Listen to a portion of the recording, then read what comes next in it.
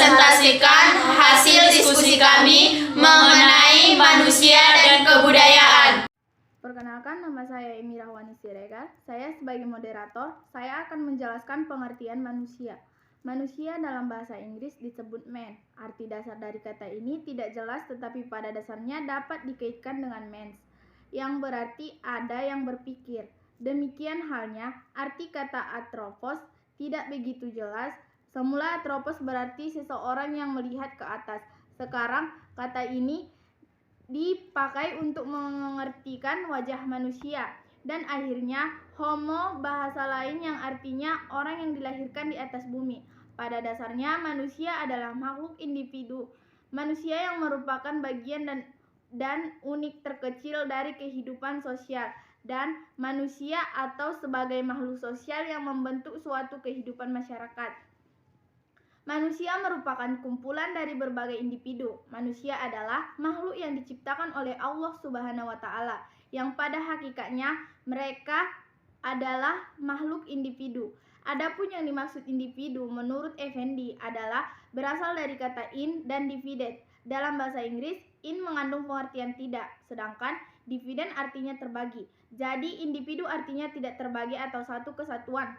Dalam hal ini, artinya bahwa manusia sebagai makhluk individu merupakan kesatuan aspek jasmani dan rohani atau fisik dan psikologis. Apabila kedua aspek tersebut sudah tidak menyatu lagi, maka seseorang tersebut tidak dapat dikatakan sebagai individu. Manusia sebagai makhluk individu memiliki keunikan atau ciri khas masing-masing. Tidak ada manusia yang persis sama meskipun terlahir kembar.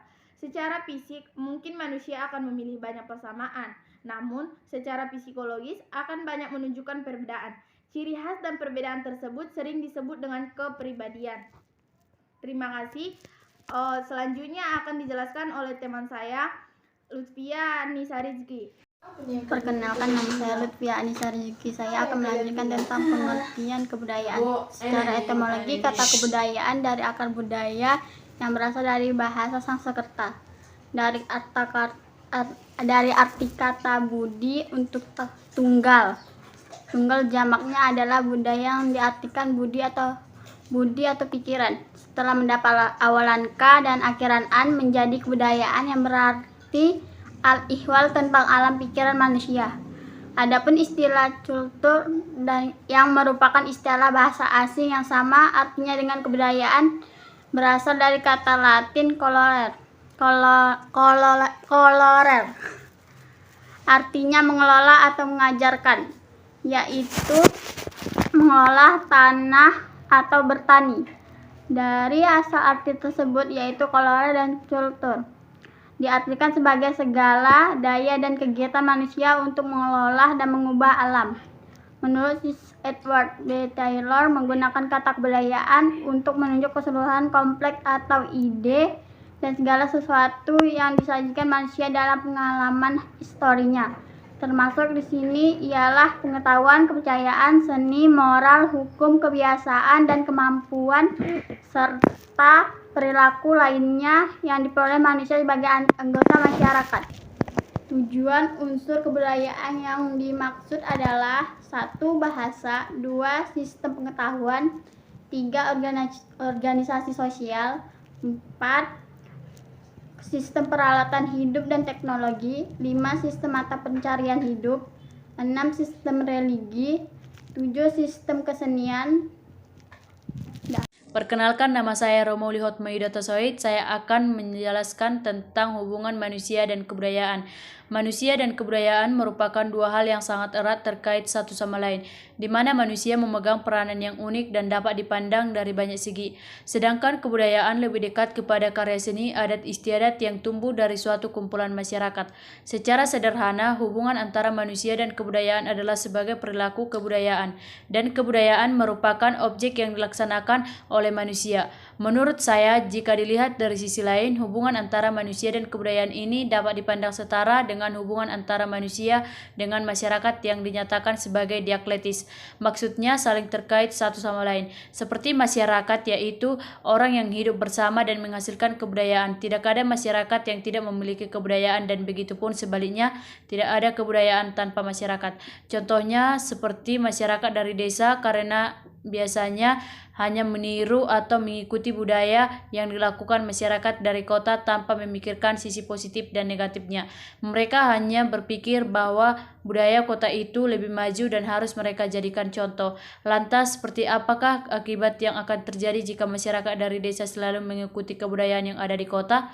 Akibatnya, tidak sedikit dari masyarakat desa justru menirukan hal-hal buruk saja. Hal ini selalu terjadi karena faktor cara berpikir masyarakat cenderung menirukan.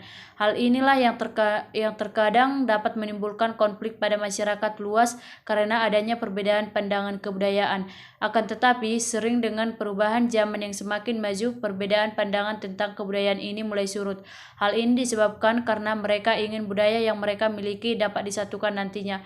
Memang hubungan manusia dan kebudayaan itu sangat sulit untuk dilepaskan karena fungsi kebudayaan dan manusia itu sangat diperlukan untuk mengatur hubungan antar manusia dan mewujudkan tingkah lakunya. Sekian penjelasan saya. Penjelasan selanjutnya akan dilanjutkan oleh teman kami, Herlina Purba.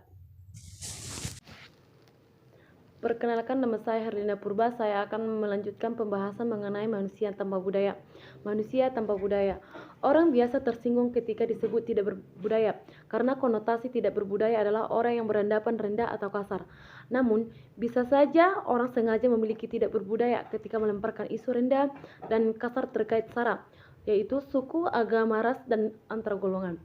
Manusia tanpa budaya adalah manusia tanpa arah, manusia tanpa aturan hidup, dan menjadikannya sosok yang tidak hidup secara sistematis melalui aturan dan kebiasaan yang telah diatur dan ditata melalui kebudayaan. Berikut ini adalah fungsi budaya bagi manusia secara individu. 1. Budaya membedakan antara manusia dan hewan. Kebudayaanlah yang membuat manusia sebagai hewan yang beradab. Kebudayaan mengatur perilaku dan mempersiapkan manusia dalam kehidupan sosial. 2. Budaya memberikan solusi untuk situasi yang lebih rumit, karena kebudayaan memberikan serangkaian pengaturan perilaku untuk situasi sulit. Jika tidak ada kebudayaan, maka manusia akan bingung, bahkan pada situasi yang paling sederhana, mulai dari makanan, minuman, tidur, tertawa, dan lain sebagainya. 3. Kebudayaan memberikan interpretasi tradisional dari situasi tertentu. Melalui kebudayaanlah manusia mendapatkan berbagai interpretasi sesuai dengan situasi yang dihadapi. Kebudayaan membentuk kepribadian seseorang. Tidak seorang pun yang dapat mengembangkan kualitas kemanusiaannya tanpa ada kebudayaan. Fungsi kebudayaan untuk kelompok adalah sebagai berikut. 1. Budaya mengatur kehidupan sosial agar tetap hidup. Budaya memegang peranan penting, tak hanya bagi manusia secara individu, namun juga kelompok. 2. Budaya mempersiapkan manusia untuk berinteraksi dengan orang lain. Jika tidak ada kebudayaan, maka interaksi dengan orang lain akan menjadi kacau. 3. Budaya memberikan visi baru kepada individu, yang pada akhirnya akan memberikan yang sama pada kerjasama antara individu. Oleh karena itulah terciptanya konsep keluarga, negara, bangsa, dan lain sebagainya. 4. Budaya membuat kebutuhan yang baru, misalnya kebutuhan akan pengetahuan dan cara memperoleh kepuasan. Oleh karena itu, budaya juga memberikan arahan moral dan agama pada kelompok manusia. Baiklah, saya akan memberikan kesimpulan dari hasil diskusi kami, yaitu secara sederhana, hubungan manusia dan kebudayaan adalah sebagai perilaku kebudayaan, dan kebudayaan merupakan objek yang dilaksanakan manusia. Dalam ilmu sosiologi, manusia dan kebudayaan dinilai sebagai dui tunggal yang berarti walaupun keduanya berbeda, tetapi keduanya merupakan satu kesatuan. Manusia menciptakan kebudayaannya setelah kebudayaannya tercipta, maka kebudayaan yang mengatur kehidupan manusia yang sesuai dengan lingkungan hidup. Manusia adalah bagian dari ekosistem. Lingkungan dapat pula berbentuk lingkungan fisik dan non-fisik. Lingkungan alam dan buatan adalah lingkungan fisik, sedangkan lingkungan non-fisik adalah lingkungan sosial budaya di mana manusia itu berada. Lingkungan amat penting bagi kehidupan manusia. Segala yang ada pada lingkungan dapat dimanfaatkan oleh manusia untuk mencukupi kebutuhan hidup manusia. Karena lingkungan memiliki daya dukung, yaitu kemampuan lingkungan untuk mendukung kehidupan manusia dan makhluk hidup lainnya. Arti penting lingkungan bagi manusia karena lingkungan merupakan tempat hidup manusia. Lingkungan memberi sumber-sumber penghidupan manusia. Lingkungan memengaruhi sifat, karakter, dan perilaku manusia yang mendiaminya. Sekian hasil dari presentase kami mengenai manusia dan kebudayaan. Jika ada kata-kata kami yang salah, kami mohon maaf. Wabillahi taufiq wal hidayah. Assalamualaikum warahmatullahi wabarakatuh.